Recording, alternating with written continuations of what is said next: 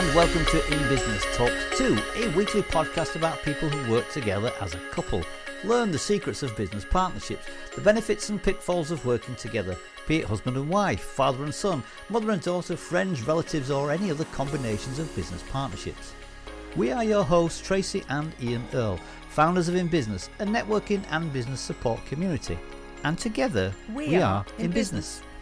As well as speaking with other couples, we'll let you know of any useful business apps and websites out there that our members have come across and shared with us in our regular weekly online meetings. Plus, we'll tell you about our special bonus episode coming up this Friday, our Friday Fix. So be sure to listen all the way through to the end to find out more. This week's guests are Jeanette and Simon Town of Roots of Yggdrasil CIC. So without further ado, let's crack on with In Business Talks 2. Hello and welcome to today's show. We have Jeanette and Simon Town of the Roots of Yggdrasil. Have you Welcome, pronounced guys. that correctly? Yes, I'm sure. You tell me if I haven't, please do, You've guys. done that correctly. He's done it correctly. I think. Oh, excellent. Thank you. Welcome. welcome Good to to the have you show. both on the show. Okay. So could you start by telling us a little bit about the business and what you do? I'll let you take the lead. Ladies first. Well, we've got it's a CIC, which is a community interest company. We started out with our remit is to take exercise out to rural and deprived communities to help people out of social isolation and to help them get fit. Our classes are fun-based. They tend to be chair-based because of the people that we work with, because we're working with disabled people and elderly people predominantly. We did, before COVID, run classes specifically for people with certain illnesses such as COPD or obesity, so that they could build support groups and get friendships. COVID hit and we had to stop our classes and we had to look for a way of starting the business again, which is how we now do our business. So over to Simon, you can say our bit. So when we started off as a company, it was all based around being in the public, community classes in community venues within a community, and we had a lot of success with that. It was quite interesting because we ended up with working with people that I never thought we'd work with. I assumed at first it was going to be people from council estates who were living in these areas coming to them, and we were completely wrong. It turns out that most of the people that wanted to engage with us were disabled action groups, charities, and people who were retired. As we're based on the Yorkshire coast and the Scarborough area and we work around that area primarily, it also meant that a lot of these areas don't have access to the same facilities they have in places like Leeds and Sheffield. And as I'm from Sheffield and have seen how social prescribing was done well, when I came to Scarborough and saw that it wasn't really done at all, it was something that I wanted to step up into. And now they have actually got their own social prescribing going on, and it happened after we set up the company. And the problem is that, and this is a third sector problem in general, everything seems to be project funded. So when the funding runs out, the project comes to an end and people suffer. And I don't like that. And the way that I wanted to go about it instead was to organise classes where there was a token price on it to help to get them to become self-sufficient. And the idea is that longevity that isn't offered by most organisations. Because if we can remove that reliance on funding, it means that you can provide a high quality service that becomes part of the community structure. Yeah. And because it's now long lasting, it will have more effects because it builds that trust with people. Yeah. It's self-sustaining as well, isn't it? Which is good. Yeah. To get to that point, though, at first we thought, we'll just run loads of classes for people with problems from COPD, anxiety, depression, high blood pressure, high cholesterol, obesity, diabetes, all these kind of things. And again, that didn't work. And the reason behind it was the culture in the area that we're in.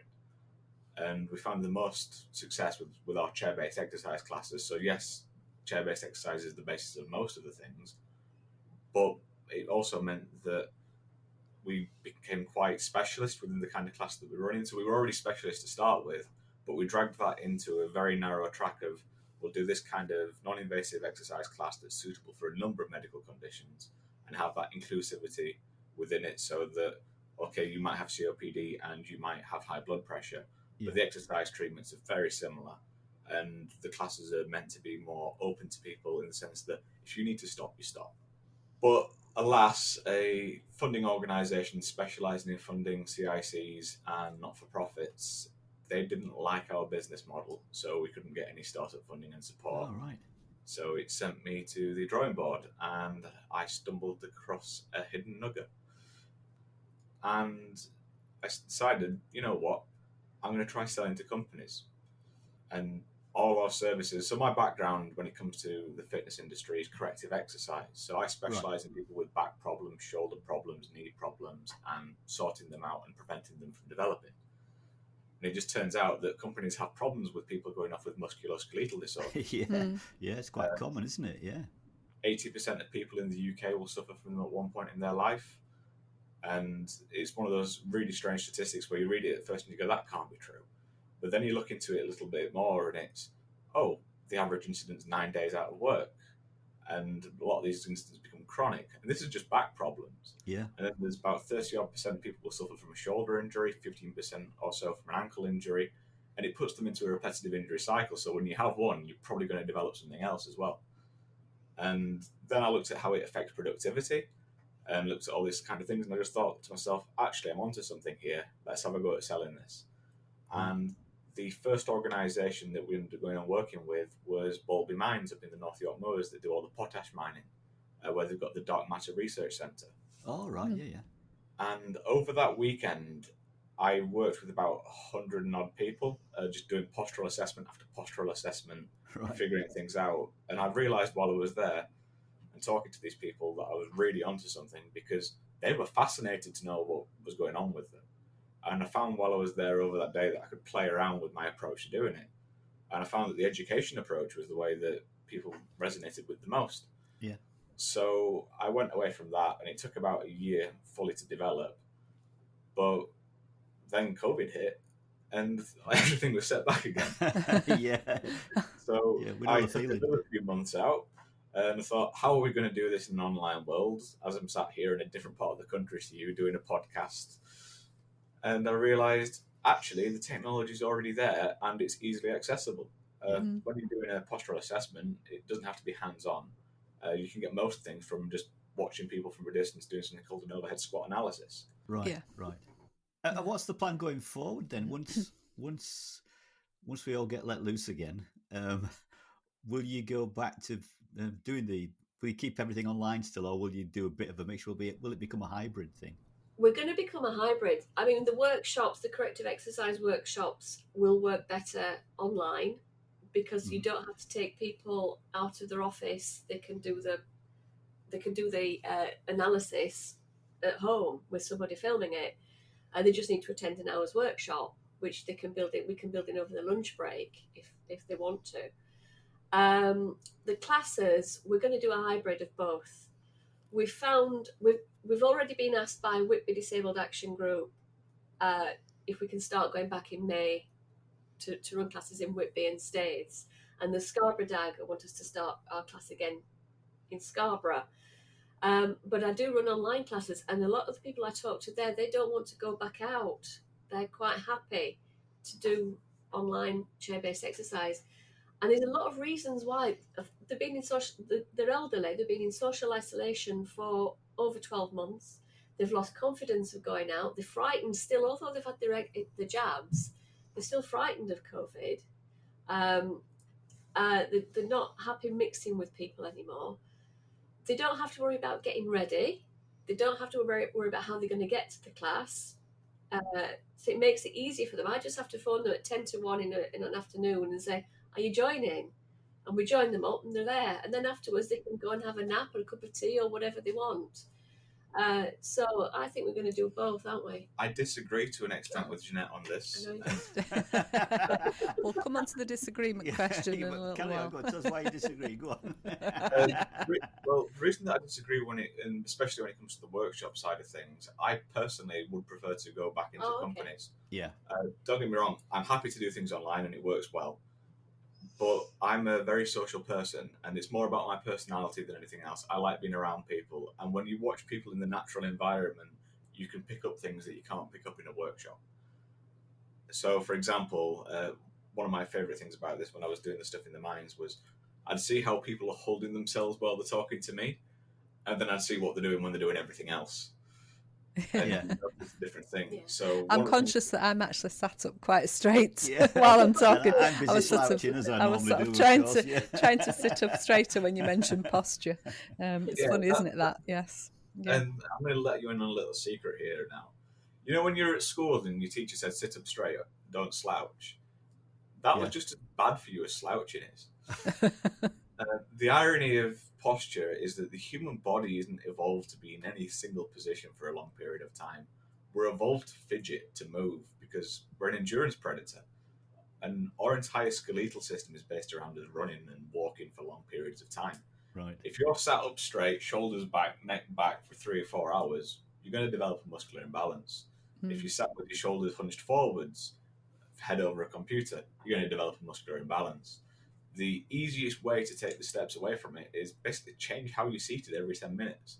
Fidget, move around, try different things, because at least then it's not going to set in. Yeah. There you go.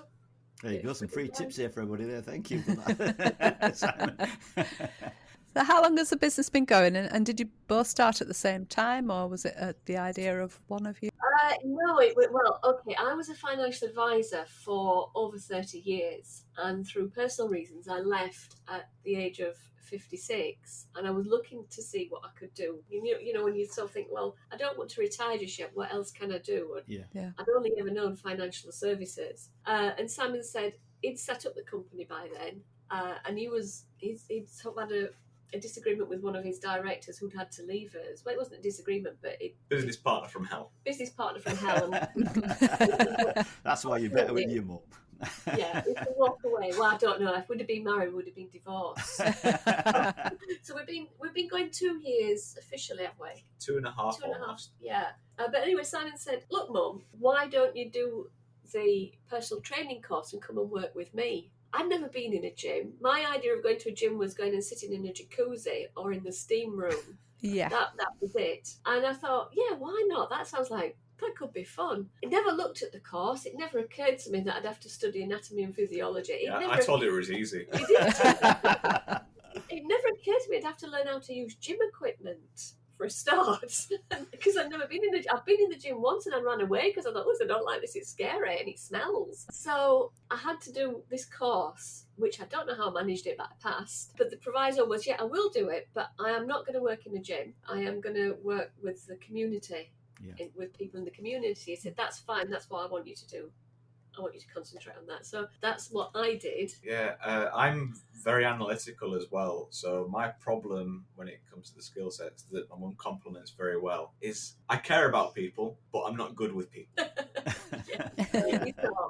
I can form a professional working relationship with you very easily, and I will know to be very trustworthy with those kind of things. But my flaw is that I don't really connect on an emotional level with people very easily and empathise as much. And part of that's because I've got quite severe PTSD and my own brain doesn't work properly. And the other side of it is that I am on the spectrum. So I've got that strange neurodiversity around myself where I really do care about people a lot. But on a one-to-one basis, I find it hard to build those human connections. Yeah. And when I do build them, I get too involved in them. So Jeanette has the opposite side of things, where she's very good at getting to know people and befriend them and keeping that boundary in place. So it's why I do the corporate side of things, because it's a professional relationship and I can keep those walls up. Yeah. Whereas when it comes to working with people in the community and you're engaging with them on a day in, day out basis and you're learning about everything that makes them tick, how they are doing with their families, what's going on in their social lives. With me, I get too involved in that and I need to be kept away from it. Otherwise, it's going to be a bad relationship for everyone. Yeah. So the blend works quite well then, doesn't it? It sounds like you've got it nailed there with how you work, Yeah, I think it works quite well, don't you? Yes, because I take after my dad. Yeah. We've been married for 40 years, and he does take after his dad. Yeah, it does. But I like people. I've always liked people. That's why I liked being a financial advisor. I didn't like the crap that came with it, if I'm allowed to say that word online. Say rubbish. Rubbish. Sorry, that we'll came allow with that. it. But I do like getting to know people, and I like to listen. I listen to them, and I try to get them to talk about themselves, because that's what's important, is giving people the platform to talk to somebody who's actually listening, who doesn't say, how are you today, and then just looks out the window, not really listening to the answer. I want to know, how are you today? Yeah. So it works quite well because it builds up trust. And you've got to build up trust with people you're working with, whatever you're doing, Yeah. I think. And, I'm trying to get these people who've never exercised or not exercised for maybe 30 years to do some gentle exercise. Basically, you're kindred spirits. Yeah, we're kindred spirits. Yeah, because I suffer from osteoarthritis. I've had 2 knee replacements. So when they say I can't do that, I've got arthritis in my knees. Well, actually, you can because I can do it, and I've had a knee replacement. So come on, let's do it. Yeah. So it works well, doesn't it? So how has working together then, do you think, as mother and son, changed your relationship, or has it changed your relationship?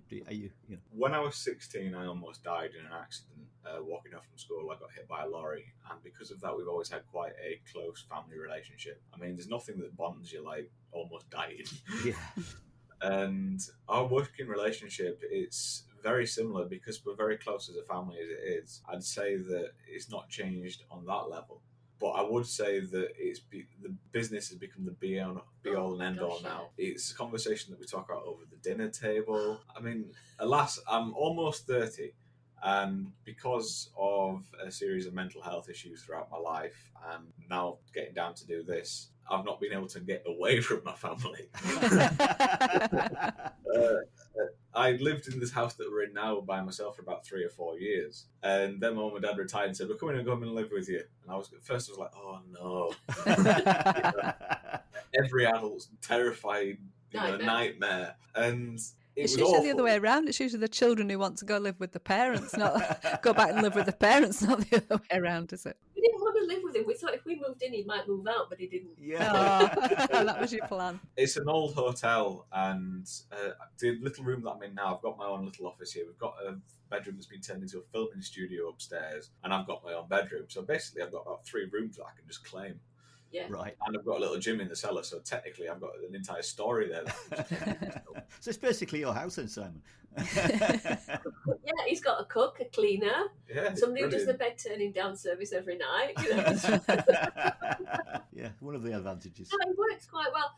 We did try to set parameters. We tried to say at the dinner table, because we have dinner around the table. We always have done something because I worked long hours. I always insisted that when I was home, we would sit around the dinner table and talk. Yeah. And we did try to set parameters where we wouldn't talk about work. And we do it for about 5 minutes, and then it's suddenly, "Oh, have you thought about doing this?" And we'll chat about it. Let's not talk about that. Let's talk about something else. And then we'll talk about something else. And, "Oh, have you thought about this?" Yeah. As we'd like it to. Yeah, and one of the reasons behind that is because the house is quite big and we do very different sides of the business. Quite often we don't actually talk to each other throughout the working day. Yeah. Right. I work myself in this little room here doing my online stuff, talking to people, and I might be here until 2 or 3 o'clock in the morning sometime because I'm a night owl. And then my mum will be upstairs doing her own thing, or downstairs doing her own thing, or running classes and talking to people. And I might only see her for about an hour a day. And in that time, not only is it the family relationship, it's also just happens that everything that we're doing and our common interest is related to this business. Yeah. Yeah. We are passionate. We put an awful lot of our emotional time into the business. Perhaps it's not healthy, but We'll get there. we'll get there, and it's fun. And whenever it's fun, why aren't you going to do Of it? course. Yeah.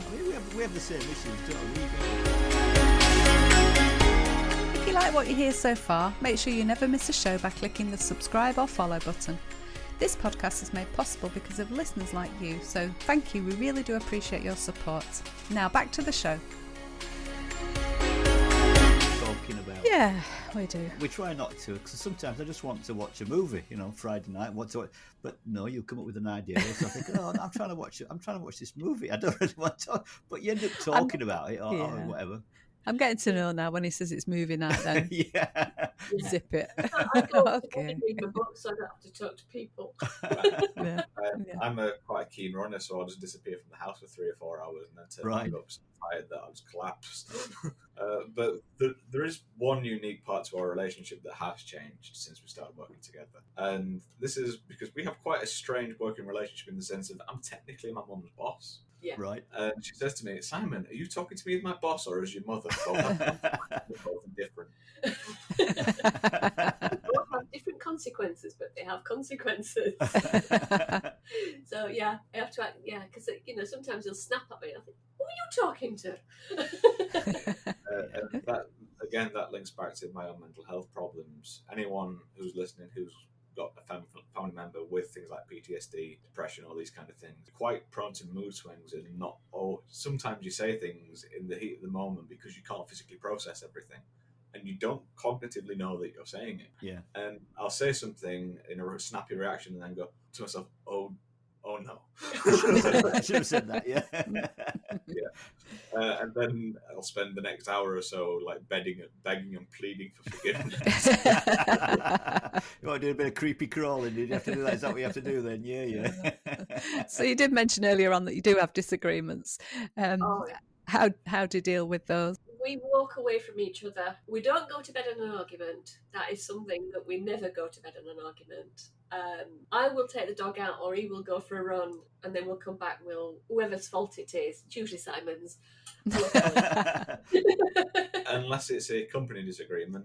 So, for instance, Jeanette didn't really want to go back to running community classes because the online ones, not only are they more convenient, but she's got this strange dream of trying to get people around the world into these online classes to build a bigger community, which is brilliant and admirable. Yeah, I want to do that. But that sounds good. At the same time, I want to keep those grounded community classes because I've seen the benefit they have to people, and I think we need both approaches. Jeanette's come around to my way of thinking now. But it's more of a compromise because originally I was there going, just run all the community classes that you can. This is what we're there for. And it was more of, it's always like a hostage negotiation when we're talking about these things, because I'm very passionate about my side. Jeanette's very passionate about hers, and that's very strange that I never refer to her as mum when we're working together. No. It's that split between the two, if that makes sense. Yeah. But we're always negotiating, and I want to do this, I want to do this. Well, we can't do both. Okay, then what can we do? And usually I win. No, I think it's 50-50. Depends how passionate either of us feel. Yeah. And you can see sometimes that, do you know what? It's going to cause more problems if you don't give in. Yeah. Not give in, but if you don't meet them halfway. Yeah. So you've got to compromise. My favourite example of this is Jeanette's currently working on a children's book / colouring book. And it was something that I didn't want to touch with the barge pole. And she just turned around to me and said, well, I want to do it, and I'll do it in my time. Yeah. And suddenly dragged in my dad as well. And I can't win that argument. Oh, no, when there's two against you, can't win, can you now? Yeah. Okay, I'll leave it to you. I'll go do my own thing. But I'm going to go make a nutrition course. Stay quiet and take the dog out, please. Right. So what do you think the advantage are? What are the advantages of working together as mother and son? Are there any advantages? Simon, are there any advantages?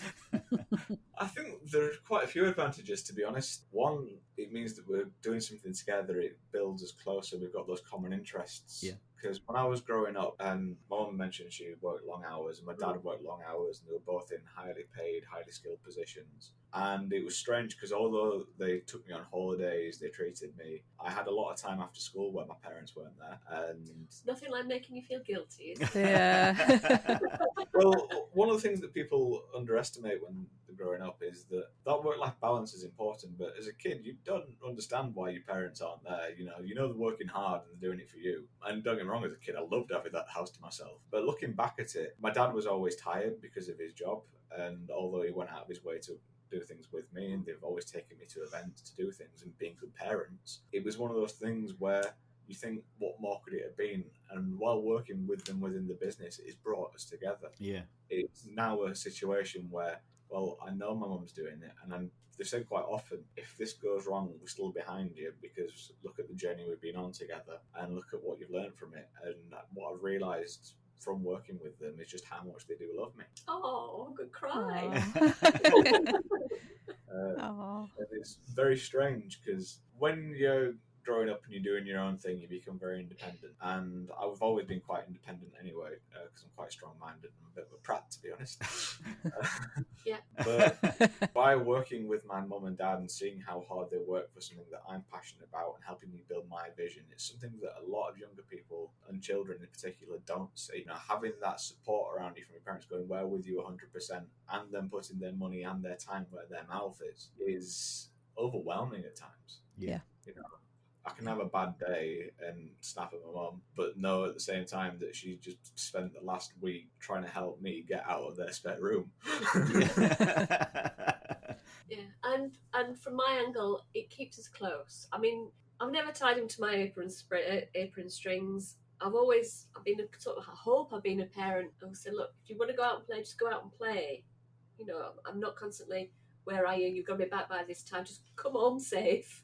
Don't go near the river, which you ignored apparently. That's kids for you. So it has brought us closer together, I think. And recently he's written a blog about his ordeal with the accident, which I've just edited. And I thought, crikey, I didn't know he was going through this. What kind of a bad parent am I not to know what he was going through? So, yeah, I think it has brought us together, hasn't it? Yeah. Every time I write a lot of blogs and a lot of posts, and my mum is my first copywriter because I'm dyslexic, so I need a lot of help with spelling and grammar. Yeah. And what's interesting is that when she writes pieces as well, we get an idea of each other's mindset. I think this is something more of a male thing where we're not very good at speaking about our emotions. And the British attitude of the stiff upper lip, in my opinion, is one of the worst parts of our entire society. And I've become more open with it with friends over the last few years. And I've started to learn to talk about those kind of things, but it's still something that you keep from your parents. And as a child, although your parents try and protect you, you're trying to protect them as well. I mean, not only are you trying to protect yourself at the same time because you don't want them to know all your secrets, Yeah. but at the same time, you try and protect them from times when it's hard for you because you don't want them to suffer. And I've watched them suffer through all my mental health problems and my physical health problems. And one of the problems that I had from that was communication skills. And since we started working together, we've become much better at communicating our thoughts and feelings with each other. Yeah. Definitely. Because it's either that or we fall out. Yeah. It's still communicating, even if you're falling out, I suppose. Yeah, seriously, at the beginning, sometimes we've nearly come to blows. We've had to learn how to tone it down and compromise. But if we'd have been married, we'd have divorced each other. Over the last 18 months, it's got a lot easier, hasn't it? We've sort of learned each other's ways. The first 6 months were the hardest. Yeah. And I think that was because Jeanette was doing this course. Yeah. Oh, and I hated him. He said it was easy. Yeah. And you've got to pay in mind that my background is biology based with all the ecology side of things. And I used to do a lot of animal behaviour, animal biomechanics. So for me, all the fitness industry stuff was easy because now you're just applying it to people. Yeah. Well, mine was financial services. Give me an ISA or talk about fund management. Totally different. So. But talk about the body and where the muscles are. What? And he's like, Mum, you should know where that muscle is. I looked at him. No, I don't. So it's been quite a steep learning curve for you then. Oh, it was. It was. It was interesting. Yeah. And I'm glad I've done it. I must admit, I thought it was absolutely fascinating. And to get an insight into the human body was, I didn't even know where the heart was. I knew it was around here somewhere. And to learn about it was just, and to learn about how the central nervous system works and things like that. I just thought, wow, who would have thought? Yeah. Great. What an amazing piece of kit we've got here, and we treat it with disrespect. Still treat it with disrespect, but it's an amazing piece of kit I've got. Yeah. So you touched upon this earlier about thinking about the roles within the business. I think, Simon, you touched upon it. I think your skills are different to your mum's skills. So do you have definite roles within the business then? Does one of you do the marketing and one of you do, I don't know, how do you work things like that? Jeanette deals with the community side of things. I deal with the corporate. Yeah. When it comes to marketing, when it comes to Technology. website, anything that isn't dealing with the classes is me. Yeah. One of the skills that Jeanette taught me, and she taught me this at a young age, and at the time I didn't understand how valuable it was. And it was when I first became a personal trainer about 10 years ago. She took me to a networking event and just said, talk to people. Yeah. Dropped me in that room to talk to people. I didn't talk to anyone. I just stood there, hands in my pockets, going, I need to get out of here. And that was probably the most terrifying experience of my life, but that was probably the biggest gift my mum's ever given me. Because of that lesson that she shared with me, it meant that when we came into the business, I was able to start working with the networking side of things. She started off coming with me, holding my hand at these events, and eventually it just got to the point where she was going, I'm just going to leave it to you now. Yeah, you don't. I'm not travelling over to Leeds, you do it. Yeah. And because of the communication skills that she helped me develop and those soft social skills, I managed to surround myself with some very good advisors and mentors that have taught me how to do all the other aspects of the business. My life's changing because of people like my mum and my father supporting me and encouraging me to go out and meet people. Yeah. I found that with my role within the business, I'm now willing to do something that not many people my own age are willing to do, which is talk to people and ask for help. And I found, and usually people are willing to give it if you ask. That's a nice thing. A lot, That's you don't huge often help. get turned down if you ask someone for help. People generally want to give that help, don't they? Yeah, they do. Yeah, people want to share their advice with you. Yeah. One of the things as well is that because we're a CIC and we haven't really been able to draw any money from it yet because of COVID and everything, it's set us all back. And we've been surviving off of my parents' own retirement fund. It's been strange. We've not been able to basically pay people to do things which we planned on doing originally, especially when we got turned down for that loan, which was a blessing in disguise, to be honest, because we'd have got it about 2 days after COVID came. And because I've been willing to ask people for help and support them, one of the things that I've learned from my mum is, introduce them to people that will help them, make it reciprocal. What advice would you give to other family members who want to go into business together? If you had one piece of advice you could give, what would that be? Off the top of my head, it'd be make sure that the parents are the one in charge of the business to keep the dynamic as it is. Having that reverse dynamic, don't get me wrong, it's great being able to tell your mum what to do, but she won't do it.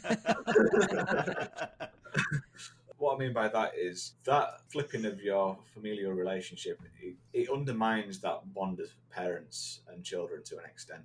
And although I wouldn't have it any other way now, at first a lot of the problems we had were because of that dynamic. Yeah. The traditional family business, from what I understand, is the parents have built it and the kids are coming to take it over and take it to the next level. But my other advice would be this: just listen to each other. Yeah, when you're working with your family, you've got to remember that you're family. By listening to each other and trying to communicate with each other, listening to the grievances, what they want and what they don't want, then finding out what you want and what you don't want and trying to narrow it down as best as you can, you're going to have more chance of succeeding than if you go to it full blast, they go to it full blast, and suddenly you find that you want two different organisations. I mean, we've effectively got two different organisations in the same umbrella because we've got the corporate side and we've got the community side. And I think because I can separate myself from Simon's side, I can drive the community side without interference, and Simon can drive the corporate side without interference. Yeah, don't micromanage it. Yeah, don't micromanage each other, and you've got to trust each other that they're going to do the best that they can for the company, whatever that company is, whatever business model you've got, and that they are willing to listen to each other. My other piece of advice would be get an advisor that isn't part of the family that can settle disputes. Yeah. All right, so it's sort of arbitrate if you can. Yeah. We've got two non-exec directors. We've not actually gone to them and said, we've got a problem that we can't resolve ourselves. Listen to both sides. We've never done that. No, I suppose it's a nice safety blanket, though, is it? It's good to have. And I think because you've got them there and you don't want to have to explain to them why you're arguing with each other, it also encourages you to settle things before you get to that point. I think that's a fair point, actually. Oh, it's interesting. Right. So if people want to get in touch with you, how can they do that? Have you obviously got a website? www.rootsofyggdrasil.co.uk. You'll never be able to spell it. No, that's all right. We'll put it all in the show notes. Links in the show notes, so don't worry about that, guys. And are you on LinkedIn as well, you guys? I'm sure you are, aren't you? Yeah. We're both on LinkedIn. We've got a corporate Facebook page. Corporate LinkedIn page, again, Roots of Yggdrasil. Facebook, we have exercise videos every day, which is... All right, okay, I'll put the links in there as well. We also have email addresses, which happen to just be our first name, last name, or our company's name.co.uk. Well, thank you very much, guys. It's been lovely chatting to you. It's been really nice chatting to you guys. Thank you very much for coming on. We've found it's been fascinating. I hope you've found it interesting as well. Yeah. We've enjoyed our conversation. Oh, I didn't ask you about about your name, how that came about, just quickly. You can tell them, because it's your baby. So Yggdrasil is the tree of life from Norse mythology, and the roots of Yggdrasil, we chose that because one, it supports the tree of life, but two, Yggdrasil has 3 roots, and it incorporates the 9 realms of Norse cosmology. There are 9 elements of fitness, 9 elements of well-being, and 9 elements of diversity.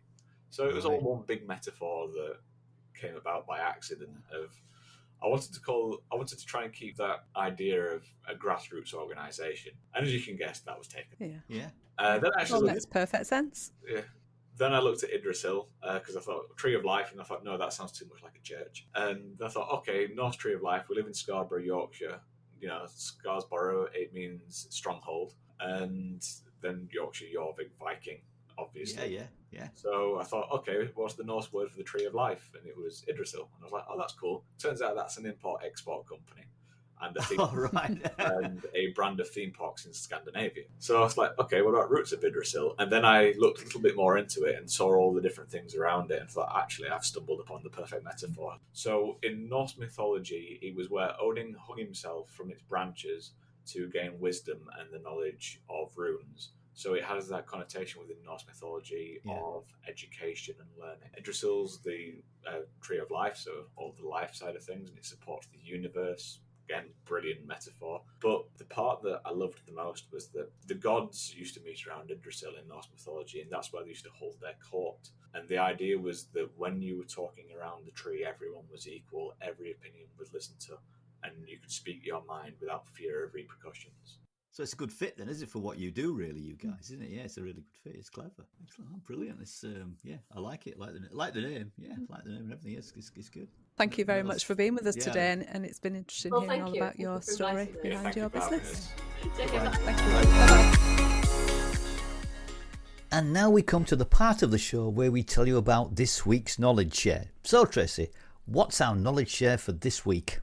This week we've got Mural.co. Mural is a digital workspace for visual collaborations where everyone can do their best work together. There's a whiteboard facility too for sharing on Zoom. Wow, sounds like a great share. Thank you, Tracy. We'll put the details in the show notes. We're almost at the end of this week's show, but before we go, we're excited to tell you about our bonus episode this Friday on the Friday Fix, where we'll be discussing a business-related subject with a fellow business owner who'll be sharing their advice, thoughts or knowledge on a particular topic. In this week's Friday Fix, we've got another in the series of our networking tips from our very own Ian Earle. So tune in to find out more. Our special guests on next week's podcast are Charlotte and Russell Trudgeon of Arctic Associates. We're really looking forward to speaking to them and digging deeper into their experiences as a business couple. Also, if you'd like to join us at any of our online business networking events, the link will be in the show notes. Thank you so much for joining us this week on In Business Talks 2. We hope you've enjoyed it, and if you have, all that we ask is that you simply tell a friend about the show. We'd really appreciate it. So until next time, this is Ian and Tracy, and together we are in business. Goodbye. Goodbye.